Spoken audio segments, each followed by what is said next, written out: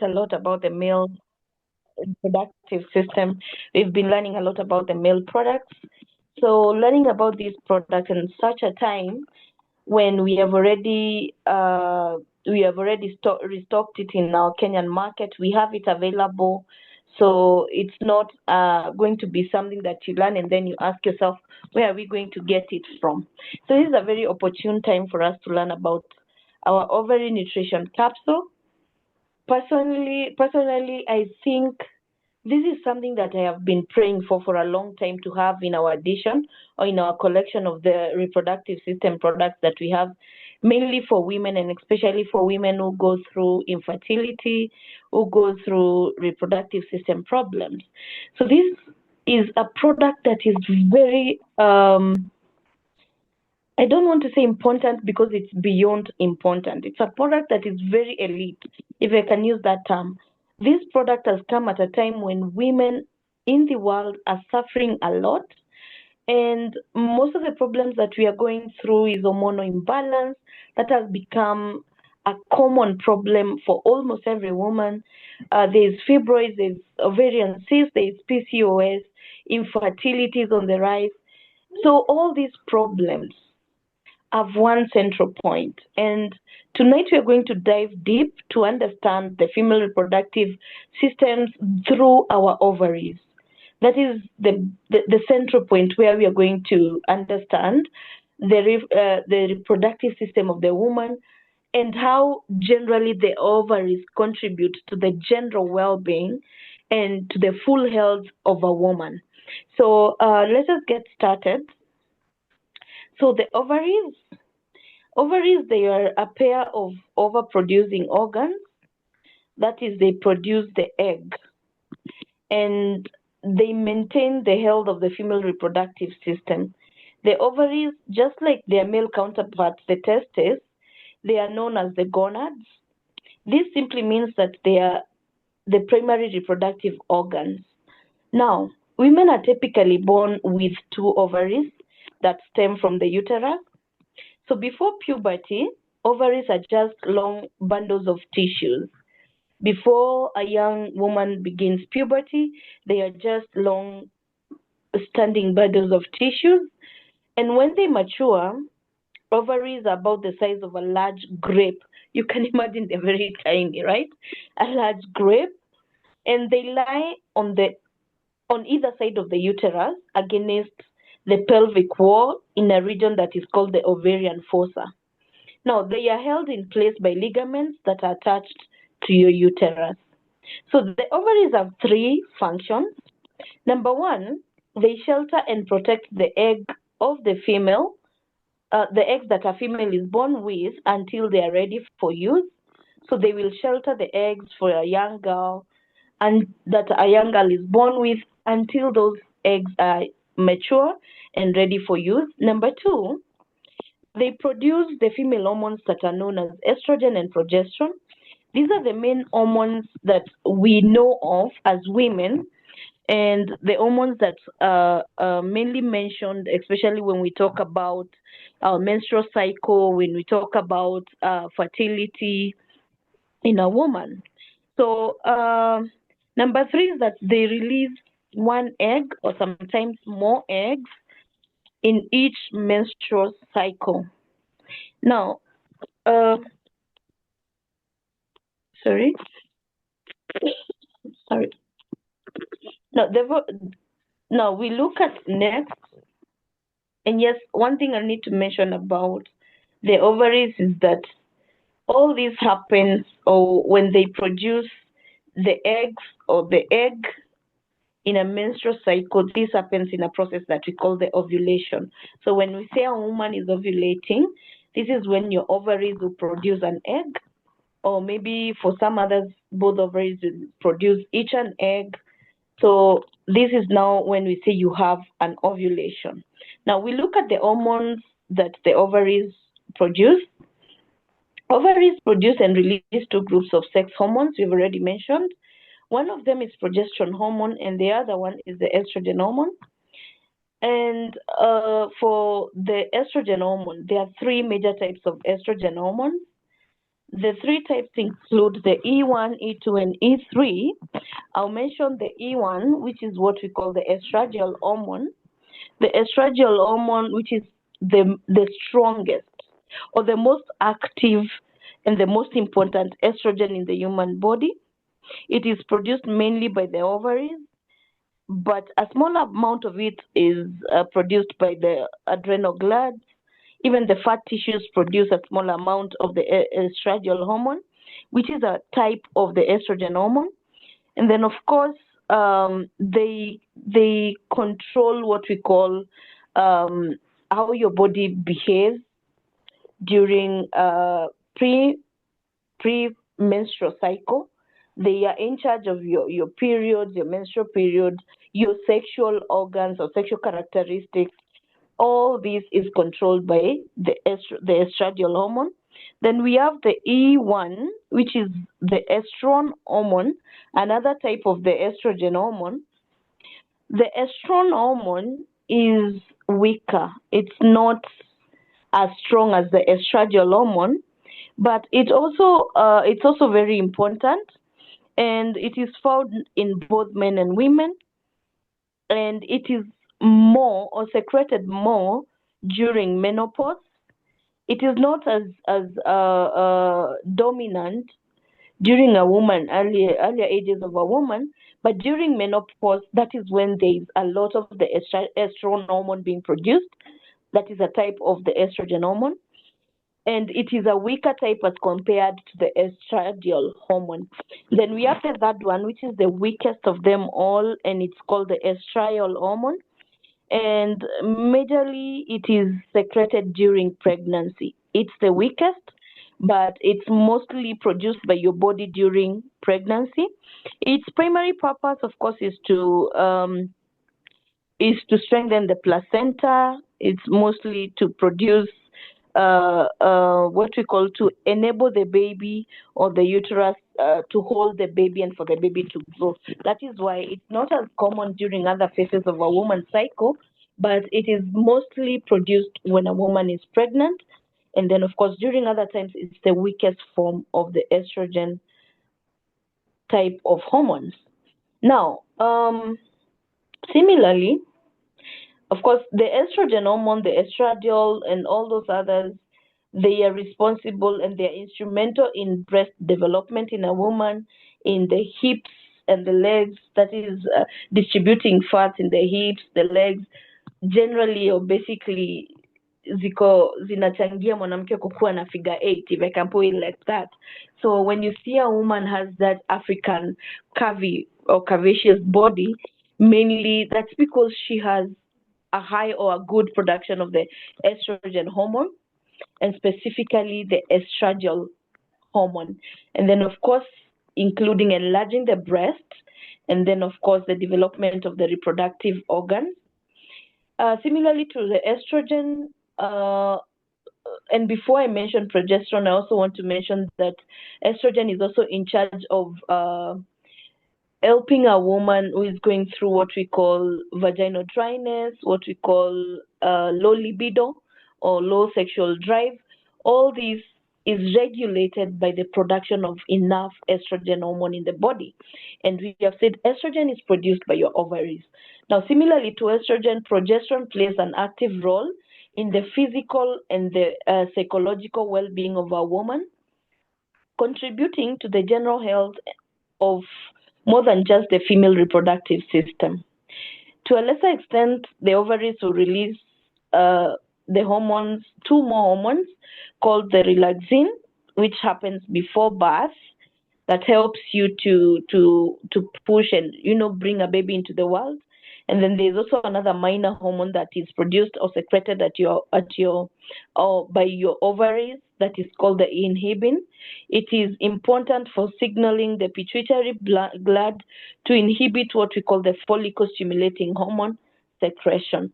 Now, for progesterone, if I can make you understand what happens between progesterone and estrogen hormone, you can think of it as the estrogen is the builder. It builds your female reproductive system, and it keeps building and building and building. But progesterone is the regulator, is the harmonizer. If there's too much estrogen being produced, progesterone regulates by lowering the production of estrogen. Progesterone is produced after ovulation. You have to ovulate first, and then you get the production of progesterone. Before ovulation, you produce high estrogen. So when your cycle is starting, you produce high estrogen hormone. Your ovaries will secrete high estrogen hormone. Now, when you ovulate, estrogen starts going down, progesterone starts coming up, and then now before you start your cycle, your period, your menstruation, they both go down. They both decrease. So during your menstruation, both estrogen and progesterone hormones are low. Now, when you are having a child, when you get pregnant, both hormones are present, the estrogen hormone and progesterone. But mostly when you are pregnant or with a child, you require higher levels of progesterone so that progesterone can build your uterine, the endometrium or your uterine lining, thickening the uterine lining, preventing miscarriage. That is the work of the progesterone hormone. Estrogen, not so much. Its main purpose when you're pregnant is to enhance blood circulation to the uterus, to provide enough blood to the child, to the fetus that is growing, such kind of things. But the primary hormone that is being secreted and supporting you during pregnancy is the progesterone hormone. Now, when this happens, the other thing that progesterone does is that it makes sure that you are not over secreting the estrogen hormone, because if you over secrete the estrogen hormone, you get what we call estrogen dominance. Estrogen dominance is not a good thing because it leads to so many other complications that could actually include hormonal charged cancers like breast cancer, ovarian cancer, those kinds of things. So the work of progesterone is to harmonize. If you're having high estrogen dominance, progesterone comes in to lower the dominance, and that is why you see for people who have the PCOS, that is the polycystic ovarian syndrome, they do not have progesterone hormone present. Why? Because one, they don't ovulate. If you don't ovulate, it means you're not produce the progesterone hormone. So if you lack the progesterone hormone, then that is going to be a problem because you will have a problem with your infertility. You cannot be able to get pregnant, and then of course you will have higher estrogen dominance. You produce more estrogen, which will give you symptoms like heavy menstrual periods. It will give you symptoms like painful periods. That is PMS. I'll be talking about that in detail. So all this is because of having high levels of estrogen hormone. So the both of them work simultaneously. They work with each other together, and they enable each other. They enhance the work of each other. So estrogen is going to build. Think of your reproductive system as a house, right? So it's building. It's the one that is taking charge of building everything up. But progesterone is the harmonizer, making sure there is balance.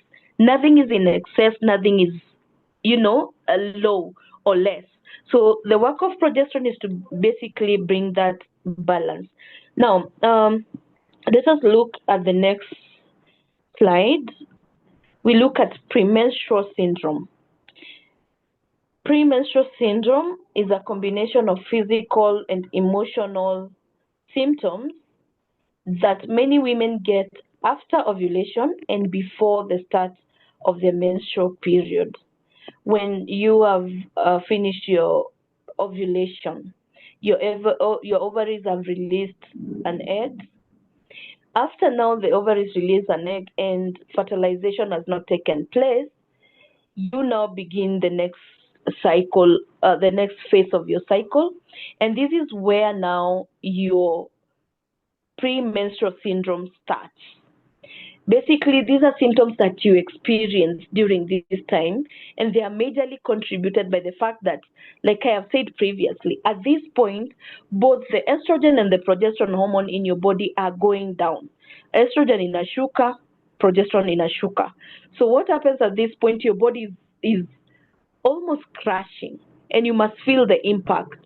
So for some women, for most women actually, for most women before their age 30, they will experience the premenstrual syndrome. That withdrawal, that kind of withdrawal, your body is coming off something that is major.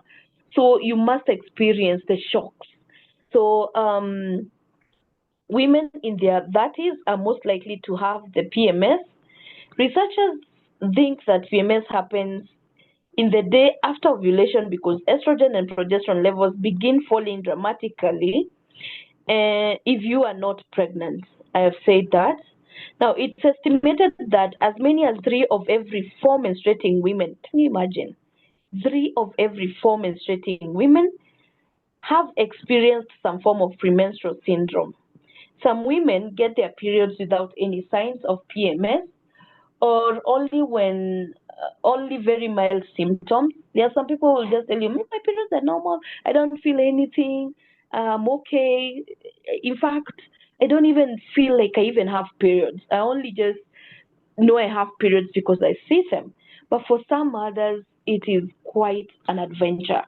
For some others, they go through a lot, and I know I've personally gone through this phase. You find some others are getting some severe symptoms, um, and it gets so worse that you can't even be able to go to work, you cannot be able to go to school, or to be active in any way. So PMS goes away when you are no longer getting your periods, such as after menopause.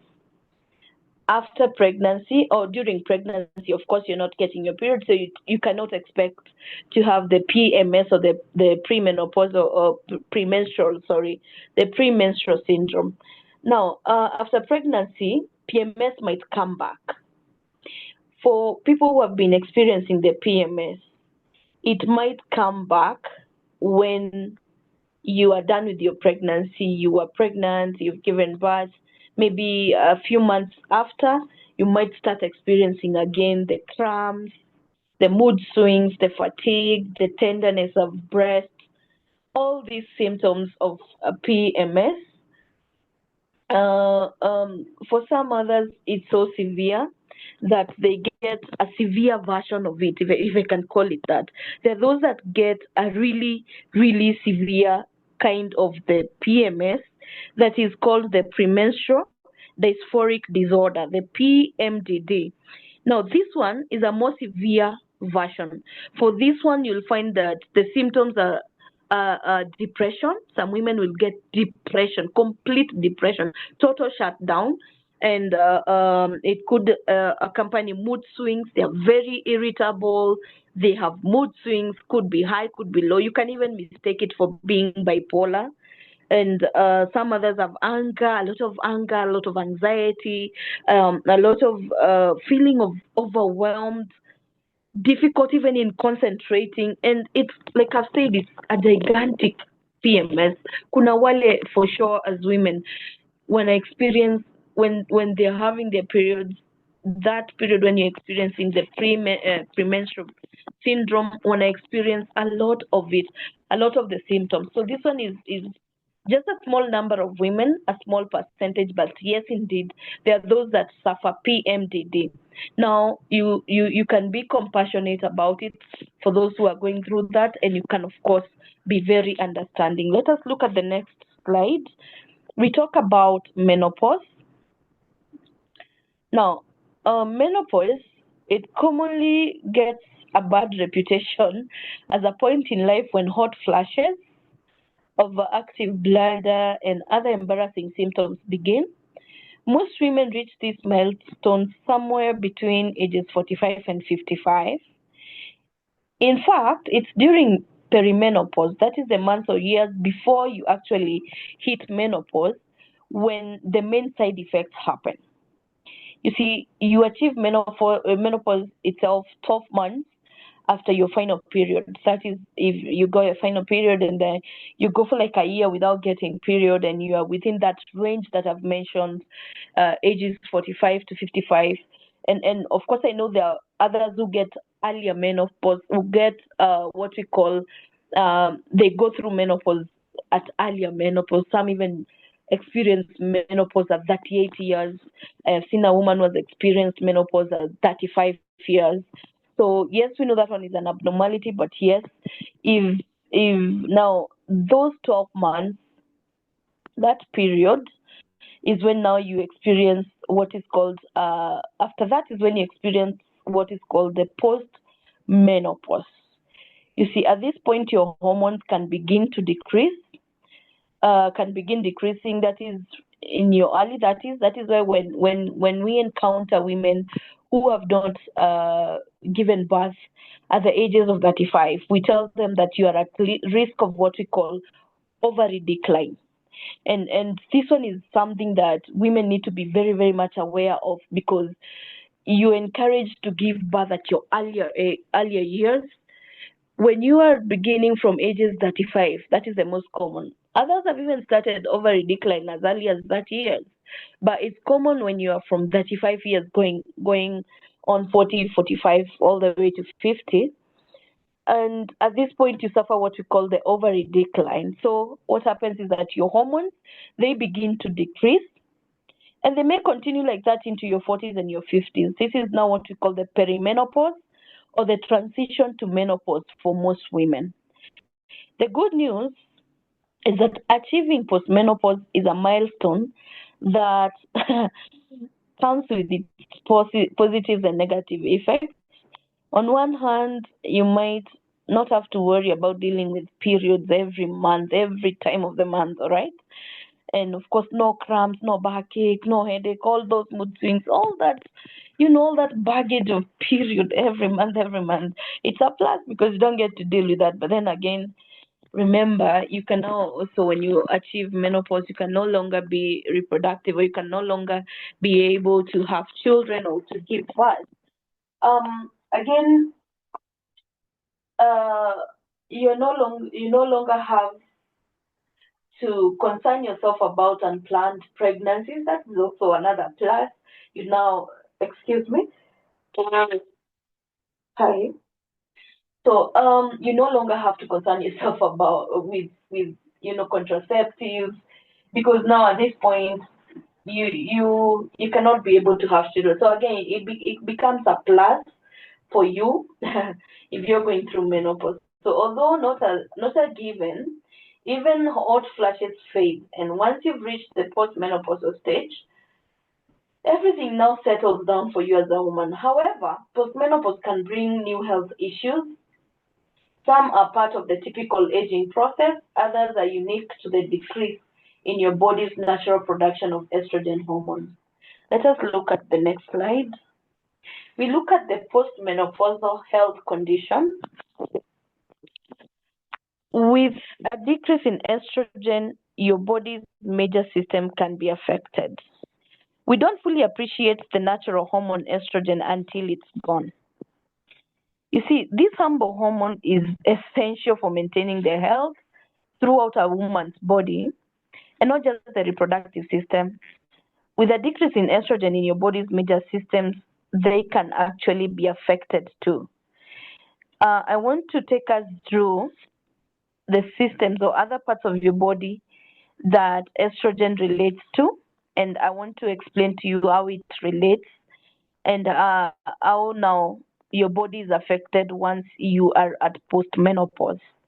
When we look at the heart and the cardiovascular system, estrogen may have a positive effect on the inner layer of the arterial wall, and it will help to regulate blood flow. And then that's why researchers believe that a decline in estrogen may, often after menopause, it may be a factor in the increase in heart diseases among the postmenopausal women, and especially according to the American Heart Association. They have really clarified that and done a thorough research on the same. So even though heart diseases risk goes up after menopause, taking estrogen as a medication can actually increase your risk further. Remember, you have to have a balance. We said too much of estrogen can become catastrophic. So while taking the estrogen, that is after menopause, You have to be careful not to have what we call estrogen dominance, because it can bring problems like heart attack and heart problems. And then, of course, we look at how it relates to the bone or the skeletal system. And before I mention that, I'd like to say that when women have gone through menopause, because now of low estrogen levels, we are tending to see it as an emerging trend, where women who have gone through menopause, they become so susceptible to high blood pressure. You start noticing at that point, so many women are on the high blood pressure medication, and this is actually noted as one of the reasons. And then, of course, we have the bone or the skeletal system. There is a direct relationship between the lack of estrogen after menopause and the bone loss. Uh, Primarily, I'll say, if you look at it, women who have gone through menopause have a tendency of suffering osteoporosis, or what we commonly call arthritis. It becomes very common when women go through menopause. And the relationship is this: the low estrogen hormone. And what happens is that they are likely to develop osteoporosis when you lose your bone mineral density, and a condition that causes bones to become brittle and become weak. So you lose your bone matrix, your bone mineral matrix, your bone minerals are very depleted. And this is one of the reasons, the lack of estrogen hormone. And then the urinary system, we look at the urinary system and how estrogen is associated with that. You see, when a woman is going through menopause, we tend to see a lot of urine incontinence. Urine incontinence is where you see a woman frequents the toilet every now and then, whether they are taking fluids or not. They tend to have a loose bladder every now and then. They're rushing to the toilet. They want to go and pee. They want to go and pee. This is one of the reasons, because estrogen, it may cause your urethra lining to thin. Also, the pelvic muscles around the urethra may get weaker due to aging or vaginal childbirth. You see, you've been through childbirth, you've given birth to one, two, three, maybe four kids, or one, whatever the number. So that can weaken your pelvic floor, if I can call it that. So when that happens, the pelvic muscles, they weaken, and your urethral lining is also thin. This can increase the risk of bladder leakage, that is causing the incontinence, and then, of course, increase urinary tract infections and other urogynecological problems. Another one is sexuality. How does estrogen contribute or relate to your sexuality? Well, estrogen helps maintain the natural lubrication in the walls of the vagina.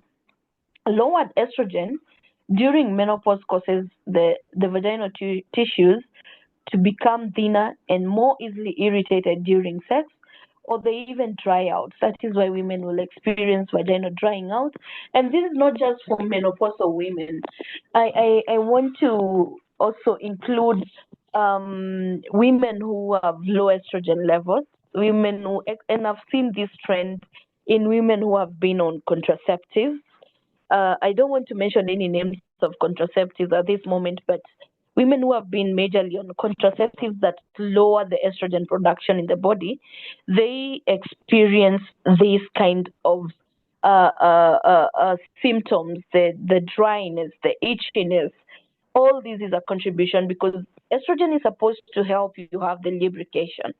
If you don't have estrogen, you don't have that. If you don't have the lubrication, then you get the dryness. If you get the dryness, sometimes the symptoms get so worse that you could get spotting or bleeding during or after sex. And even for some others, that kind of friction can cause infections. And it is one of the ways you sustain PID. So it becomes a roller coaster from there, and it rolls up into so many other complications, goes even into becoming actually catastrophic and giving you cancers. So this can lead to an increase in what we call urinary tract infections, the genitouria syndrome of menopause, also known as atrophic vaginitis or vaginal atrophy. yes, it can lead to vaginal atrophy. While it's common for menopausal women, it is actually today, it's also very, very common in so many women of childbearing age, and especially women who have low estrogen levels, and those who have it because of using contraceptives. Now, we look at something else. We look at the premature ovary aging, the POA. Now, I was surprised while I was going through some research to realize that this is actually something that is becoming very common at a very high and alarming rate. You see, today, more women are facing high work pressure as well as psychological disturbance, if I can call it that. And every day they feel tired, they feel full of tension, full of pressure. Sorry, excuse me. These problems may cause premature aging, and it's not just premature aging where you wrinkle out or you look older. It's actually at that point of your ovaries. Some even suffer from premature menopausal syndromes. I have talked about that. I've I've specifically met or encountered a lady who went into menopause as early as 35 years. And this is becoming a trend that is very much on the rise and on a rapid rise. So the other day I was on Twitter and I saw Elon Musk.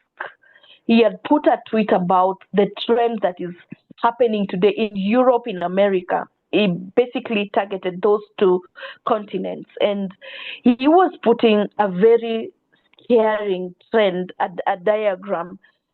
The research is showing that over 80% of women in those two continents cannot be able to give birth. Women of childbearing age.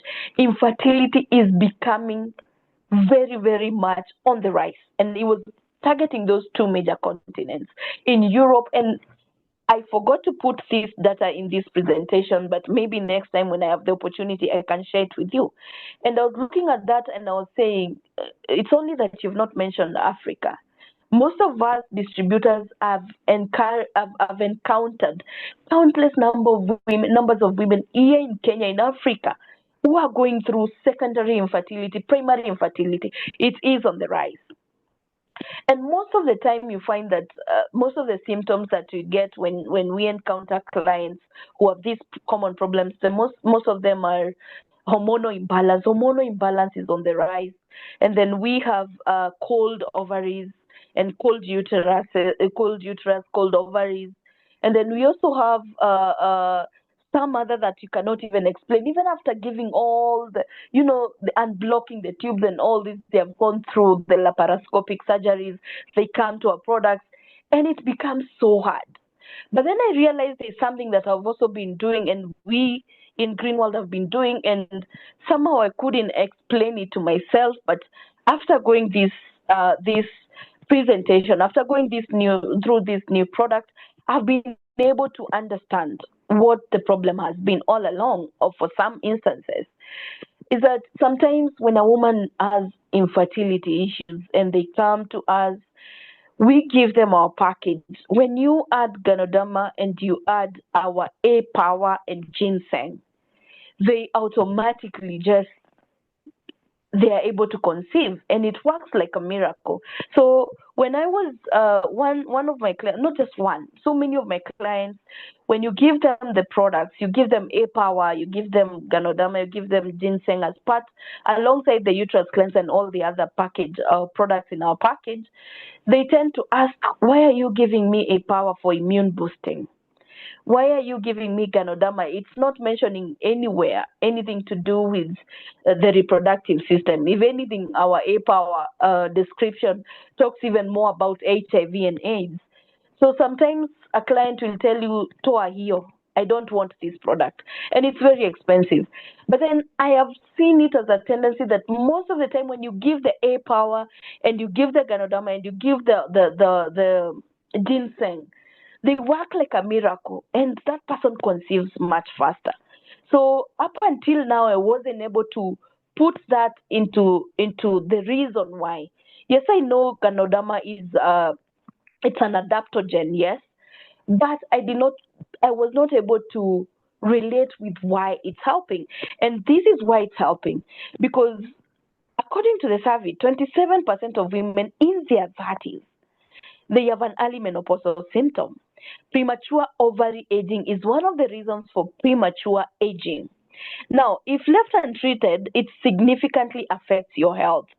And part of this has been the reason why the ovaries are aging faster. It has actually been discovered that it is an autoimmune problem. The immune system is mistakenly attacking your ovaries. So as early as 30 years, 28 years, you don't know, but your immune system starts to attack your ovaries. And what happens is that your ovaries cannot be able to produce the right hormones. You don't get the estrogen, you don't get the progesterone hormones. So you cannot be able to have children. You cannot be able to actually conceive. So it doesn't matter what you keep treating unless you correct that autoimmune problem. And that is why our immune boosters, our immune products have become so successful in helping women. Because if it is an autoimmune problem, then our A-power, our Ganoderma, our ginseng are actually going to correct the immune system. And that way you can see why women are able to conceive faster when you give those products. So now, before we look at the next slide, allow me to say something else. Presently, um, there is an increase, I've talked about that, an increase in the occurrence of the premature ovary aging in younger women.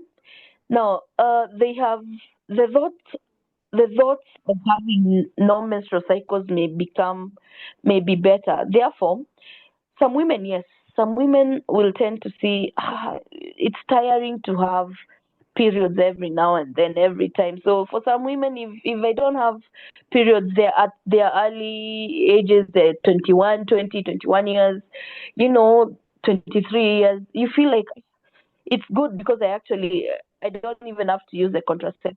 If the periods are not coming, it's okay, it's fine, it's good. And it's not until they are at childbearing needs that they realize, actually, I have a problem. And by the time they want to try to start and treat that, their ovaries are aging faster because, again, I've mentioned the immune system attacking the ovaries, and that way they cannot be able to conceive. So they go through what we call premature ovary aging. Now, in normal circumstances, a woman is supposed to start the ovary aging at about 45 to 50 years because that is when we project menopause. So if you have an ovary aging problem when you are at 40, medically we call it the premature ovary aging. So in this case, your body could not excrete sufficient female hormones. When ovaries undergo aging, your physiological cycle also stops. So this causes irregular periods, very little menses. These are the symptoms, common symptoms that you need to watch out for. Irregular periods, very little menses, or sometimes even no menses at all. And of course, the gradual menses ceasing, like it goes ceasing gradually. And maybe this month it comes, it doesn't come next month. Then all of a sudden it's 2 months. The other time it comes, there's maybe you used to get periods for 5, 6 days. Now you're getting at 3 days, and then it goes again at 2 days. The other day it skips, or it comes one day. So that gradual ceasing of the menses is something that you also need to look out for. So all these signals premature ovary aging, and the rate and the occurrence is almost 1 upon 100 every year. Now, it is one of the major, often overlooked causes of female infertility. Yes, it is often overlooked. Most people don't look at it from the aspect of the aging of the ovaries. We look at it from the aspect of other symptoms. It could be ovarian cyst, it could be hormonal imbalance. We look at fibroids, we look at blocked tubes, and all these things. But we forget to look at it from the point of view of aging ovaries. Now, among all these reasons, uh, the, co- uh, this one is more common, and immunity, that is the self-immunity, the one I've talked about, the immune system attacking the ovaries. Actually, statistics shows about 20 to 22% of patients with premature ovary aging, they have it because of the autoimmune problem of the self-immunity problem of other organs. Now, there is a common saying that we say, if the ovary ages 10 years, 1 year, your face will age 10 years. So if your ovaries age 10 years, your face will age 1 year. And you tend to see women who have high estrogen, they have a baby face, they look younger, and they have glowing skin, something like that. But for women who have low estrogen and the low hormones, you tend to see someone who is around 25 years looking 40 years. They are 30 years, they're looking like they are 45 years. So the age, even on your skin, you get wrinkles. Why? Because estrogen controls even your skin. So when you have low estrogen, it means your skin elasticity is gone. You get the wrinkles coming faster. You also get the pimples, that is the acne, these hormonal pimples that we call the acne, and such kinds of things. So let us look at the other slide. We have the Greenwald Ovary Nutrition Capsule. Now let us now dive into the product itself. We have explored quite a bit about all these problems and how they come about. Now let us look at the solution. And the solution is our Greenwald Ovary Nutrition Capsule. And we'll look at the ingredients I'll mention, and then I'll go deep to talk about every single one of them. Now, since menopause, that is now including the premature menopause, is caused by a decrease in estrogen and progesterone, why don't we just replace them and continue with life? All right. So hormone replacement therapy is an option for many women who wish to combat the health risks that increase during their postmenopausal years. And of course, since estrogen therapy may relieve the hot flashes, the night sweats, the vaginal dryness, and protect against bone loss. Now, but this therapy may have its own risks. It may increase your risk of breast and uterine cancer. It may cause stroke. It can even cause heart diseases, and even what we call a clot or the deep vein thrombosis.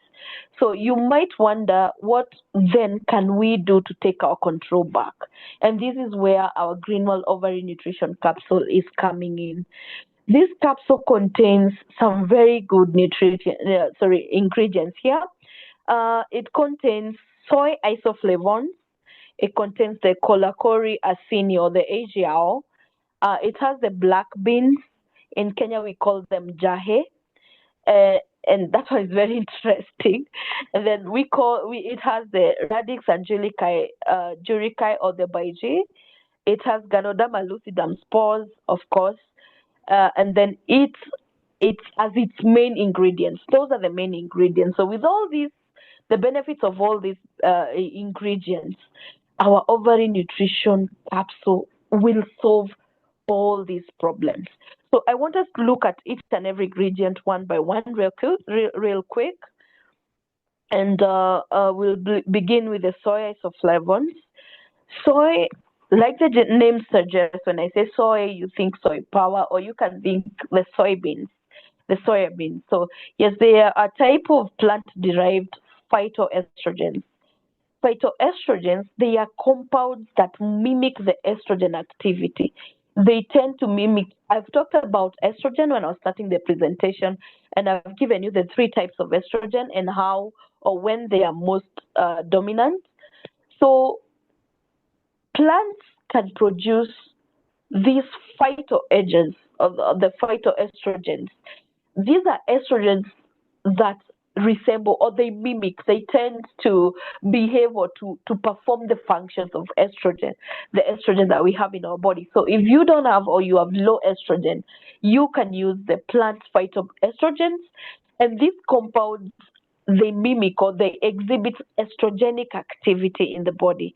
So soybeans are the richest sources of phytoestrogens, and they are found in the human diet, like this, the tofu, if you use the tofu, the soy milk, all this.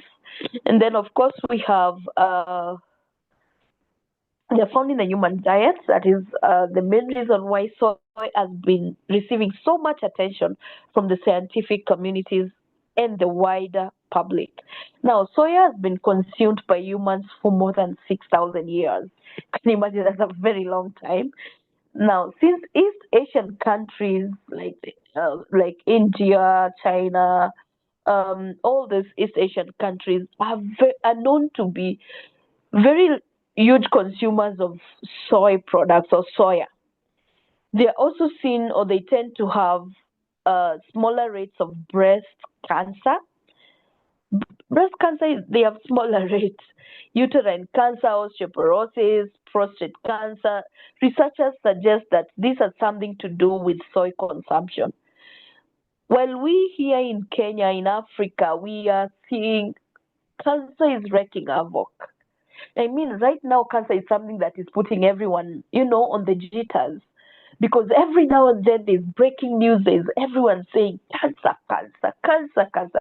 So now you see, because of that, the cancer related, the estrogen related cancers are very small in this region because they consume a lot of soy products.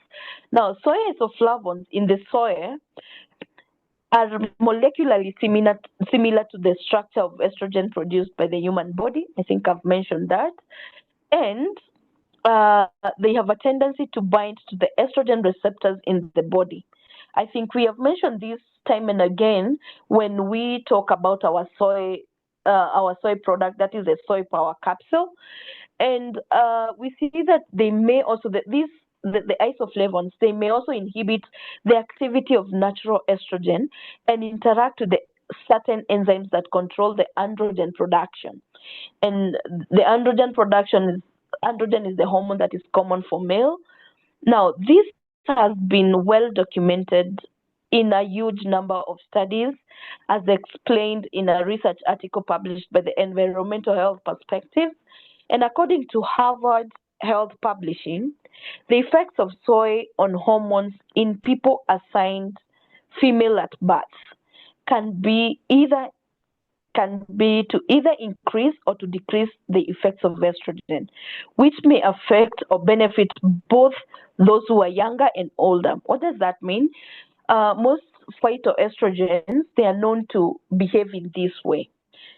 One, they can increase the levels of estrogen when you have low levels of estrogen in your body, or they can lower the levels of estrogen when you have higher levels. So when you have estrogen dominance, the first phytoestrogens, they can lower the estrogen levels and regulate it.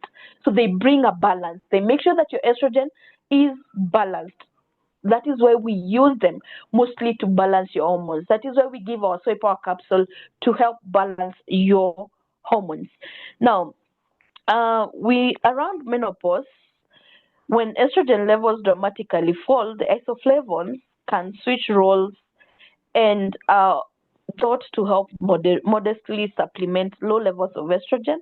I think I have mentioned the high and low, that is now maintaining the balanced level of estrogen in your body. So soy isoflavones are believed to also protect the cardiovascular health. They reduce the severity of menopausal symptoms. They reduce the risk of osteoporosis, and they prevent age-related cognitive decline. And then, of course, because sex hormones play an important role in regulating metabolism and maintaining overall health, its declining levels in midlife often leads to the development of chronic diseases. So we see that when women are going through arthritis, that is postmenopause, and they're going through arthritis, part of the product that we give them as our arthritis care package, we include soy power. Why? Because of the soy isoflavones in soy power that will help to administer or to actually regulate the production of estrogen in their bodies, which in turn helps in preventing the arthritis or the osteoporosis. Now we look at another ingredient, and we have what we are calling the Cola Cori Asini or the AGL. I found this one to be very interesting because it is derived from a donkey's hide or the skin of the donkey. You're listening to this and you're wondering, so a donkey has purpose, has medicinal value. Sorry, excuse me. Um, yes, Coleus cori is a gelatin-like traditional Chinese medicine. It is refined from donkey hide and has been widely used in clinical antianemic therapy for more than 2,000 years. And in fact, it is even mentioned in the Encyclopedia of TCM Medicine that dates way back in the 2,000 years.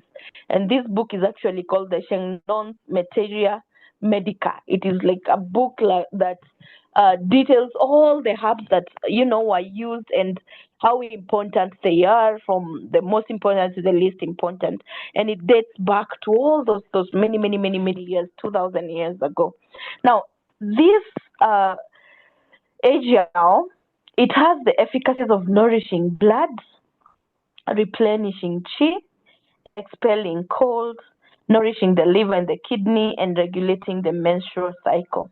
In a language, if I put it in a language that you can easily understand, is that when you have the chi, or chi is the like the life force, the balance, the energy, that life force that drives you, the thing that causes you not to have depression, that energy, the sight that comes from deep within, right? So if you have any disturbance in your body, you lose the balance of your energy force. And this is how we look at it in traditional Chinese medicine. So now, if you have the imbalance, something disturbing you in your body, you have a certain pain somewhere, you're aching somewhere. For example, if you have the menstrual cramps, if you have that sudden pelvic pain or lower abdominal pain, lower back pain, you don't have your balance. You don't have that energy. The life force is going low. So what happens is that you tend to have that the stress creeps in. You tend to have the discomfort rather. So this product will help to nourish, to give you back your comfort, give you back your energy. Expelling cold means any kind of inflammation, infection, that one is taken care of. Nourishing the liver and the kidney. Basically, according to traditional Chinese medicine, the liver and the kidney meridian are very much responsible for your fertility. So that is why you see we include our liver gen and our kidney tonifying capsule in our fertility care package, because you have to nourish the liver meridian, you have to nourish the kidney, so that you can be able to have that balance in your female reproductive system. And then, of course, we have said that even to treat the menstrual period, that is the pain, the cramps, and all that, AGL can be used for treating menstrual related symptoms such as pale complexion, dizziness, exhaustion, weakness due to blood stagnation, and that energy force deficiency. Meanwhile, it has bidirectional regulatory effects on menstruation. For example, if you have light periods, there are people who tell you, my period is very light, right? If you have light period, it helps increase the volume. While if you have heavy period, it helps to decrease the volume. So if your period is not regular in such a way that you're getting heavy crummy or lump sum periods, it regulates that and gives you the right consistency, the right kind of volume, or the right kind of period. Also, EGL helps with yin deficiency conditions such as hot flashes for people who are going through the menopause, restlessness, lack of sleep, that is insomnia, which is a typical symptom of menopause. In the last decade, many studies have addressed the effects of EGL on the anemia using modern pharmacological approaches. The results indicated that EGL contains collagen protein, glycogen, and a variety of trace elements, a variety of amino acids, etc. The main component of EGL can promote blood generation by a number of mechanisms. So during each menstruation cycle, a woman can lose up to 80 milliliters of blood. and most female friends have anemia to some extent, especially those who are going through heavy menstrual periods. So Ijiao helps to supplement blood in your body and make you go through each period easier. Now we look at the other ingredient, that is the njahe. Now njahe are high in minerals such as zinc, copper, magnesium, molybdenum, selenium, fluoride, etc. And for progesterone, we don't have plants that can give you progesterone mimicking abilities like the way we have plants that can give you the estrogen mimicking abilities. But what we do is our plant sources is that they enhance the body to secrete enough progesterone.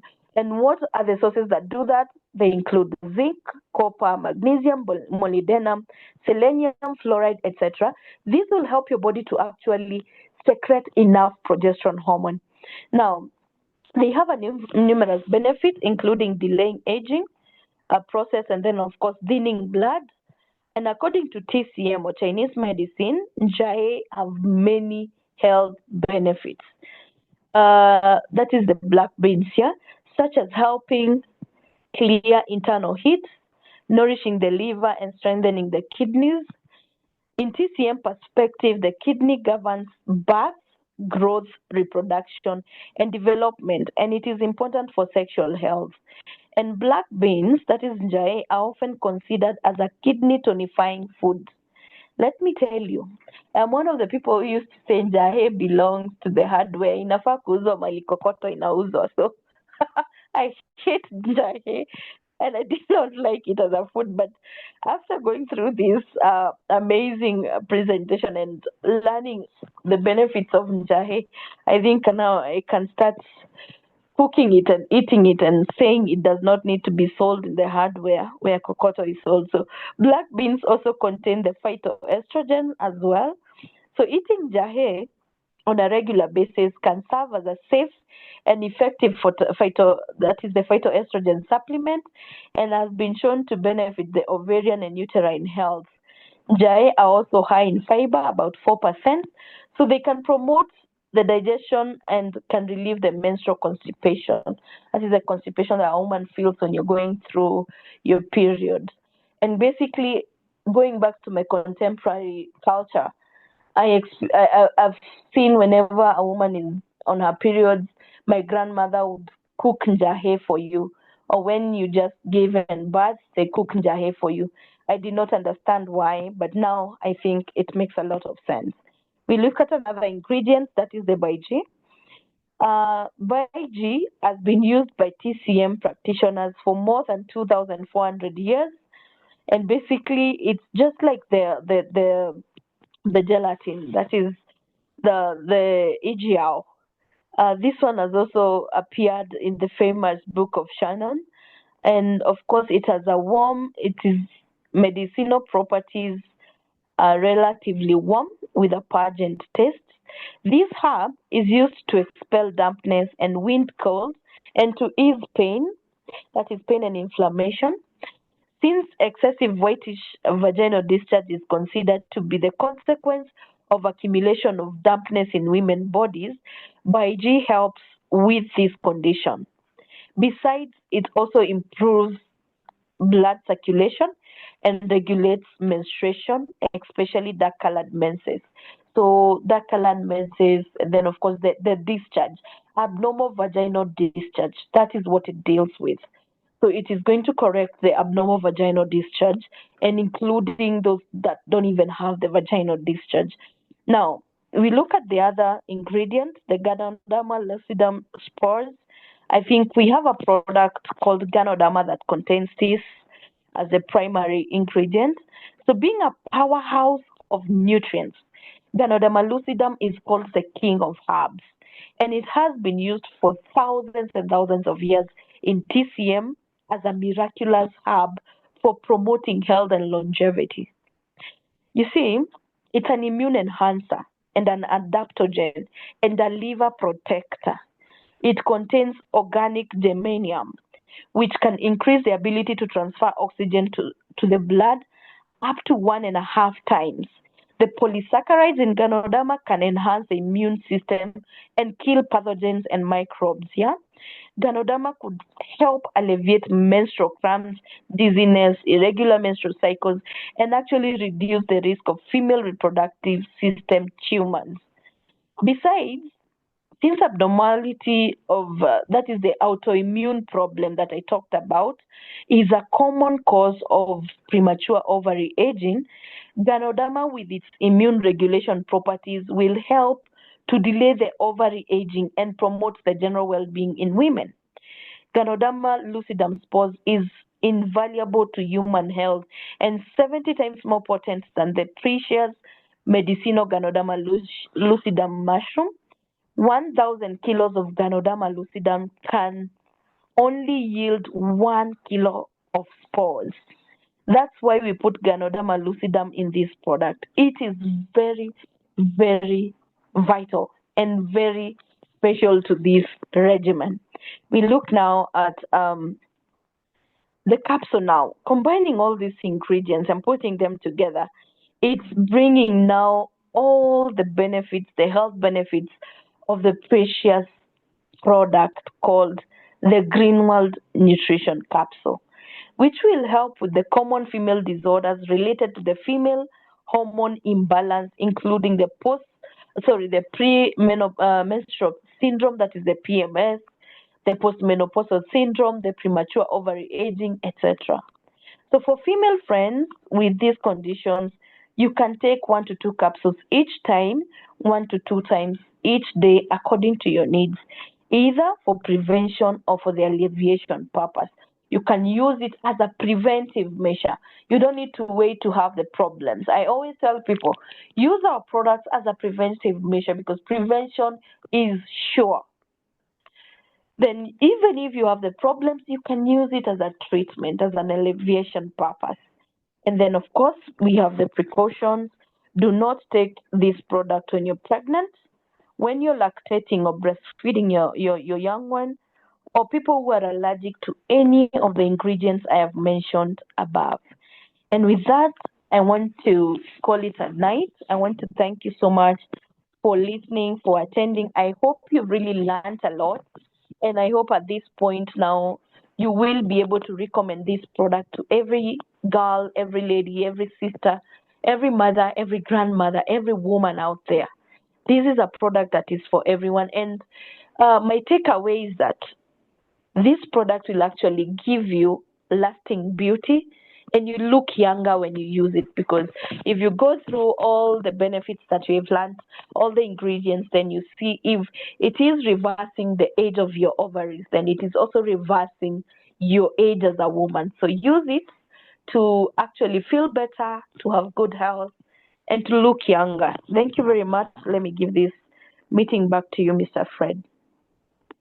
Thank you very much, Doreen, for your wonderful articulation of this topic and this product. You have done it justice by the amount of information you've shared. And I just hope that those who are listening have gotten as much as I have. I want to thank everyone else who was able to attend this session. I hope you enjoyed and you've learned, and that it has not been in vain, you staying up to this time. So we've come to the end of tonight's training. I wish you all a wonderful weekend ahead. And hopefully we are going to meet again in our next session next week. Madam Happy, you've raised up your hand. You want to ask Doreen a question? My apologies that I always have questions. I know you want to leave and everybody wants to leave. But Madam Doreen, that was amazing. I learned so much. I am even surprised that I even learned so much. Because if I've understood you correctly, anybody, any woman can use this So like women 50, 60, 70s, it really doesn't, they can use this ovary pill and also just be absolutely okay. But would you have to take 1 or 2 tablets a day? Is one pill a day enough for, just as maintenance to just keep looking good? What would I have to do? Because this is very interesting. Very interesting what you told us today. Actually, I also think that the product in general is a very, very good product for any woman, and not basically because you want to use it because you're sick or having any problem, but as general maintenance. And when it comes to dosage, I normally tell people your body should be your primary guide. If you have a certain condition, for example, you have maybe estrogen dominance, or you have low estrogen or hormonal imbalance, and it's really a disturbing problem for you, you can go with a maximum dosage of 2 in the morning, 2 in the evening. Always take this product after meals or with a meal. Do not take on an empty stomach. And then maybe if you just want it as a general maintenance and you feel my body is okay, but I'm a woman and I need to keep nourishing my ovaries, you can take 1 in the morning, 1 in the evening, 1 times 2.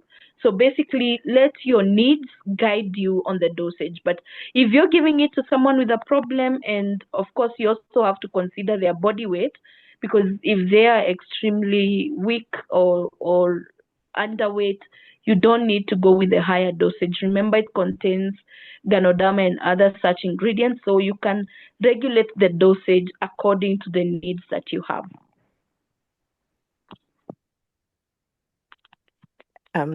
Thank you so much. I have a niece. I wrote the question in the chat. On our side of the world, a lot of uteruses are being removed when they hear there's fibroids and whatever.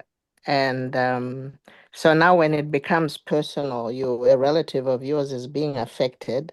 She is 35, 36 years old, and she's been put on menopause-inducing medication to avoid taking out her uterus. I did not know what to tell her. I'm not a doctor. So I just know it's not right. But now, with what you just said, I is there a recording of this? Can I have a recording of this? Because I'll make her come to my house and just watch this. That this is what you're doing to yourself. There is another solution. Is that okay, what they told her, to induce menopause at 36 years old? No, I don't agree with anything like that. But because I cannot speak to what the problem is, because I really don't have the basic knowledge of her problems. What I can say is make her listen to this, and then let her make the decision once she has all the information, because this is also giving her another option. So when you're giving her this other option, then let her weigh the options. Either she wants to go on early menopause, or she can actually listen to this and embrace this as an alternative for her problem. So I think it's good. It's a good thing that you're going to make her listen. I think maybe Mr. Fred will be able to share the recording with you and with the Oh, rest of us please, as well. please, in the name of Jesus, please, Mr. Fred, can you share? Is there Just any way you can share this recording? what you do, just send me your email address. Type it. You can send it to me on the chat, and then Okay, I'm going to do it right now. I can share.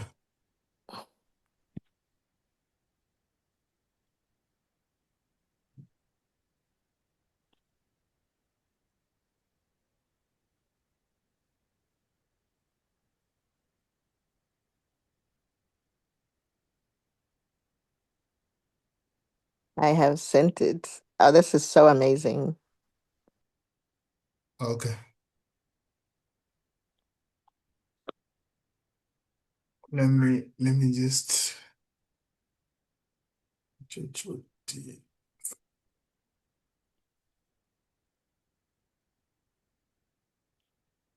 Guys, wait. I need to I can't write so fast. I see you. Some of you should just send to my number because you have my phone number, and then I'll be able to share.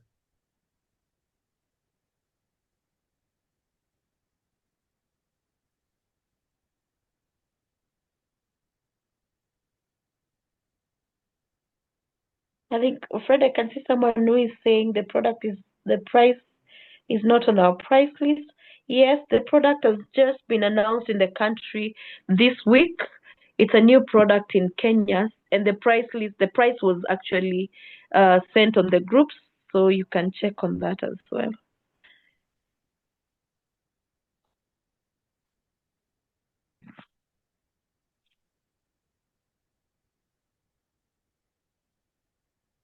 Okay, I've noted your email address. I'll forward the recording to you. So thank you very much. For those who are asking about the price, it's 25.20. The price is 25.20. So and it's available in our shops and at the head office. So make a point of getting it. Those who are going through problems associated with menopause, you got your solution in this product. Asante sana, thank you very much. We'll see you again next time. I will unmute all of you so that you can say your goodbyes and your good nights as we part.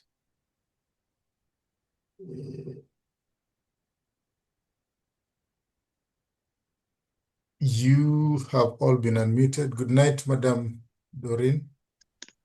Madam Happy, good night. Thank you so much. Good night, Madam Doreen, and Thank thank you, you, Mr. Doreen. Fred. Thank you. Amazing Good night, presentation. Thank you. Thank you. Good Thank you. night. Good night, everyone. Good night, Fred. Juliet. Night. Good night, Bye. Clementine.